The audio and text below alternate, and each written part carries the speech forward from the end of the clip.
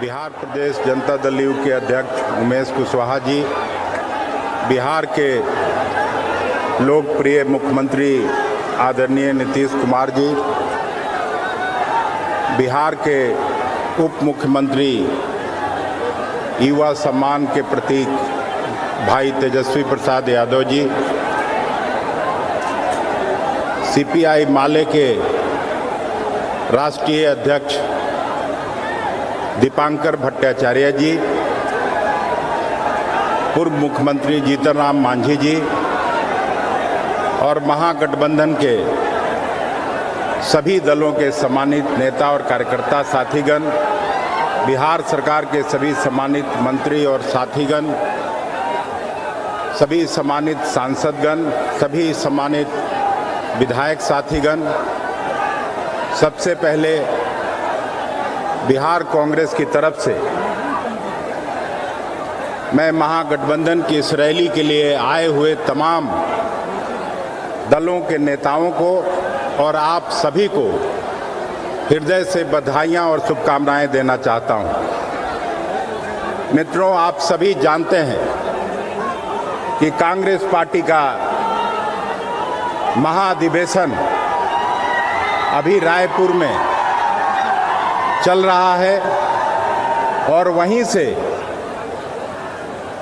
हम लोगों को, हमको और एआईसीसी के सेक्रेटरी अजय कपूर साहब को और शकील साहब को यहाँ भेजा गया कि महागठबंधन की रैली में जाके नीतीश जी और तेजस्वी प्रसाद यादव जी को कांग्रेस की तरफ से शुभकामनाएं देनी है। और मैं इसलिए भी आया कि ये धरती, पूर्णिया की धरती को मैं पहले से जानता हूं।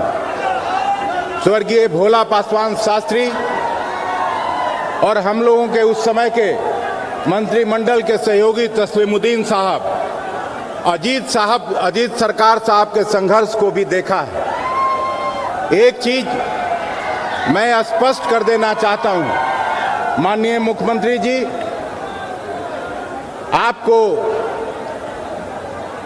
आपने जो फैसला लिया भारतीय जनता पार्टी से अलग होने का और यहां एक सेकुलर सरकार बनाने का, उसी समय भारतीय जनता पार्टी की कमर बिहार में तो टूट ही गई और आपके फैसले ने 2024 में मोदी के विदाई का रास्ता भी प्रशस्त कर दिया। इसलिए हम आपको विशेष तौर से बधाई देना चाहते हैं।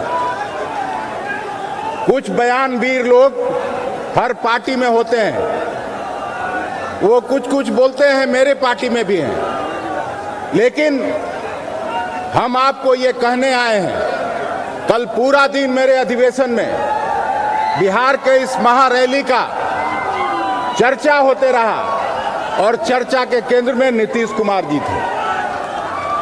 मैं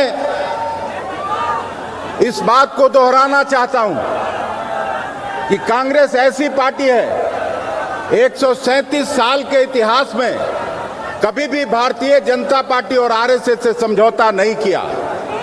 कितनी सरकारें चली गई हमारी, लेकिन हम लोगों ने सांप्रदायिक सौहार्द के मुद्दे को कभी छोड़ा नहीं। सांप्रदायिक एजेंडे पर का हमेशा मुखालफत करते रहे। मुझे खुशी है कि आज लालू जी भी स्वस्थ होकर लौटे हैं और मुझे पूरा उम्मीद है कि आप सब जब मिलजुल के काम करेंगे तो यहां भारतीय जनता पार्टी के लिए कोई जगह नहीं है। 40 का 40 सीट अगर ठीक से आप समन्वय करके लड़ेंगे, ठीक से सीट बंटवारे करके लड़ेंगे, तो मोदी और अमित शाह के लिए कोई जगह नहीं है। ये सरकार क्या कर रही है? पिछले 10 साल में मनमोहन सिंह के नेतृत्व वाली सरकार ने, उस समय भी ईडी था, उस समय भी सीबीआई था, उस समय पूरे देश में अगर ईडी ने छापा मारा था उसकी संख्या क्या थी? 300 से भी कम 236 छापे पड़े थे। लेकिन इन लोगों के 8 साल के शासन में मोदी सरकार ने 3200 छापे देश भर में मारने का काम किया है और नेताओं का मुंह बंद करने का काम कर रहा है। सबसे ज्यादा छापा कांग्रेस के नेताओं पर पड़ा है, तृणमूल कांग्रेस के नेताओं पर पड़ा है, आदरणीय लालू जी और तेजस्वी पर पड़ा है। तो अब सरकार बदलने के बाद ललन सिंह को पर भी छापा मारने का काम परोक्ष रूप से किया है इस सरकार ने। ये सरकार कुछ करती नहीं, लेकिन हम महागठबंधन के साथी अगर एकजुट होके एकजुटता से लड़ेंगे। जिस दिन सरकार बनी थी मुख्यमंत्री जी, कई उत्तर प्रदेश के साथियों का फोन आया, अजय राय जो चुनाव लड़ता है मोदी जी से, कि भैया ये बड़ा अच्छा काम हुआ, अगर नीतीश कुमार उत्तर प्रदेश में घूम जाएं तो यहां भी हम लोग योगी मोदी सबको परास्त करने का काम करेंगे। इसलिए मैं आपका ज्यादा वक्त नहीं लेना चाहता। राहुल गांधी जी हम लोगों के सबसे बड़े नेता हैं, वो भी मौजूद थे, सोनिया जी मौजूद थी, और उनकी जो 4000 किलोमीटर की यात्रा चली, उसका उद्देश्य क्या था? उद्देश्य यही था कि इस देश में घृणा और नफरत की राजनीति को समाप्त करना है।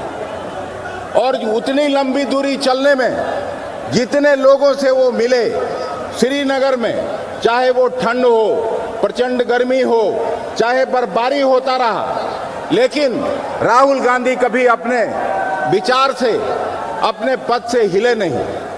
और एक ही मकसद था उनका कि इस देश में जो भी जैन समुदाय के लोग हैं, बौद्ध समुदाय के लोग हैं, सिख समुदाय के लोग हैं, ईसाई समुदाय के लोग हैं, या अल्पसंख्यक बिरादरी मुस्लिम संप्रदाय के लोग हैं, उन पर कोई आंच नहीं आने देगी जब तक कांग्रेस है, राहुल गांधी है। कांग्रेस का एक एक कार्यकर्ता अगर आपके घर पर ईंट चलाएगा, उस समय कांग्रेस का कार्यकर्ता और साथी, महागठबंधन का कार्यकर्ता साथी आपके घर के आगे डंडा लेके खड़ा हो जाएगा।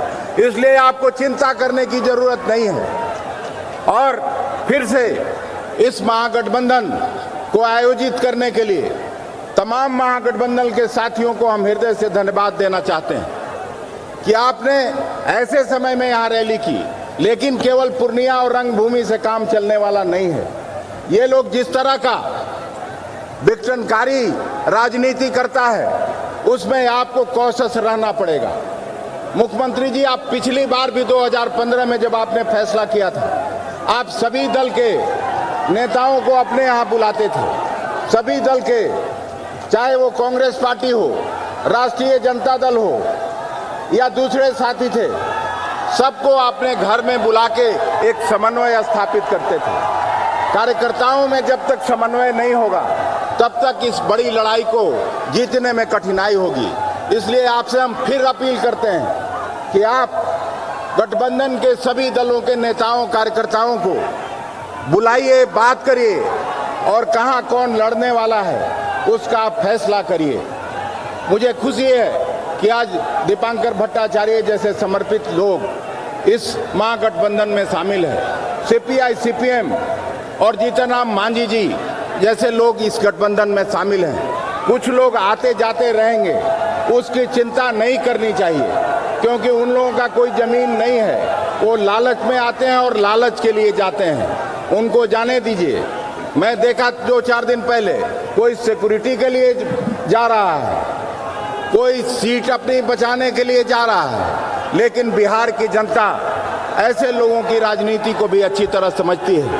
मैं फिर से आपको यह आश्वस्त करते हैं इस मंच के माध्यम से कि आप इस लड़ाई को आगे बढ़ाइए। कांग्रेस पूरी मुस्तैदी से आपके साथ है। आपको फिर से हम शुभकामनाएं और बधाइयां देते हुए अपनी बात समाप्त करता हूं। जय हिंद, जय कांग्रेस पार्टी, जय महागठबंधन, जय बिहार। बहुत बहुत धन्यवाद।